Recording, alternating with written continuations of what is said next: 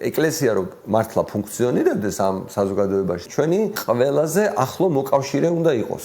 ერთ-ერთი ჩვენი მთავარი პრობლემა მდგომარეობს იმაში, რომ ჩვენ ვერ ვაპარალელებთ იმას, რასაც ჩვენი აზრით ქრისტიანობა ქადაგებს და ეკლესიაში ყოველ კვირას უნდა ისმოდეს იმასთან, რასაც ჩვენ საუბრობთ. იდეაში ხო ეს არის რა შინაარსი, რომ გიყვარდეს მოყვასი შენიო და არა ცილის წამოო, მართლა უნდა გიყვარდეს და ჩვენც იგივე ვსაუბრობთ, რომ ნუ ებრძვი შენს მეზობელს. ნუ ეძახი პოლიციას შენი მეზობელის დასაჯელად, მით უმეტეს თუ შენი მეზობელი შენ არაფერს არ გიშავებს. მე მჯერა რომ რაღაც მომენტში ოდესღაც თუ ამ ქვეყანას მომავალი აქვს, ეკლესიაც მაგ რელსებზე უნდა გადავიდეს. ბოლო-ბოლო წიგში უწერიათ რა.